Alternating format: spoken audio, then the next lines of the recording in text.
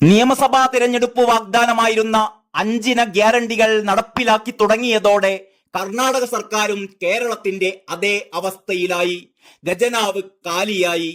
കാലിയായ ഖജനാവ് നിറയ്ക്കാനുള്ള വഴി തേടുകയാണ് സിദ്ധരാമയ്യ സർക്കാർ. കേരളത്തെ പോലെ കടം വാങ്ങി മുടിയാനോ ഡൽഹിയിൽ പോയി സമരം ചെയ്യാനോ സുപ്രീം കോടതിയിൽ കേസ് കൊടുക്കാനോ ഒന്നുമല്ല സിദ്ധരാമയ്യ സർക്കാർ തയ്യാറായത്.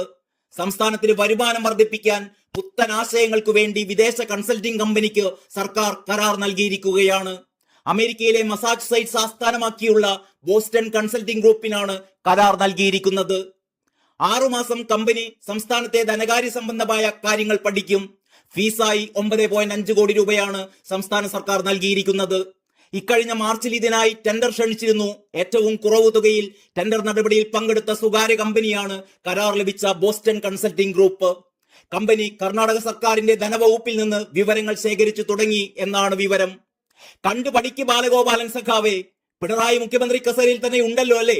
തെറ്റുതിരുത്തൽ വിപ്ലവത്തിൽ ഒലിച്ചുപോയിട്ടൊന്നുമില്ലല്ലോ. രണ്ടുപേരും കൂടി ഒന്ന് കർണാടക വരെ പോയി സിദ്ധരാമയ്യെ കണ്ട് തൊഴുതിട്ട് വാ. ഏതായാലും കേരളത്തിലെ പിണറായി സർക്കാരിനെ പോലെ ദൂർത്ത് നടത്തിയിട്ടൊന്നുമല്ല കർണാടകം കുത്തുവാളയെടുത്തത്.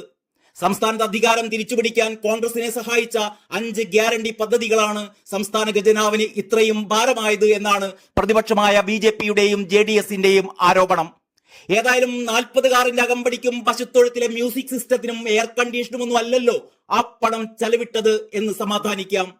വരവറിയാതെ ചെലവ് നടത്തി കോൺഗ്രസ് സർക്കാർ സംസ്ഥാനത്തെ കടക്കണിയിലേക്ക് തള്ളിവിടുകയാണ് എന്നും പുത്തൻ ഈസ്റ്റ് ഇന്ത്യ കമ്പനികൾക്ക് സംസ്ഥാനം തീരെഴുതുകയാണ് എന്നുമൊക്കെയാണ് BJP അധ്യക്ഷൻ BY വിജയേന്ദ്രയുടെ ആരോപണം. അതവിടെ നിൽക്കട്ടെ.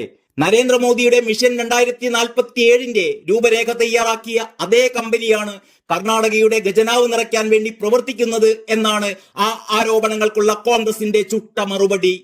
നികുതിദായകരല്ലാത്ത വീട്ടമ്മമാർക്ക് പ്രതിമാസം 2000 രൂപ നൽകുന്ന ഗൃഹലക്ഷ്മി പദ്ധതി, സ്ത്രീകൾക്കും കുട്ടികൾക്കും സൗജന്യ ബസ് യാത്ര ഉറപ്പാക്കിയ ശക്തി പദ്ധതി, ദാരിദ്ര്യരേഖയ്ക്ക് താഴെയുള്ള കുടുംബങ്ങൾക്ക് 10 കിലോഗ്രാം അരി നൽകുന്ന അന്നഭാഗ്യ പദ്ധതി, 200 യൂണിറ്റ് വരെ വൈദ്യുതി സൗജന്യമായി നൽകുന്ന ഗൃഹജ്യോതി പദ്ധതി, ഡിപ്ലോമ ബിരുദധാരികളായ തൊഴിൽ രഹിതർക്ക് 4500 രൂപ പ്രതിമാസം നൽകുന്ന യുവനിധി പദ്ധതി എന്നിവയാണ് കർണാടക സർക്കാർ നടപ്പിലാക്കിയ 5 ഗ്യാരണ്ടികൾ.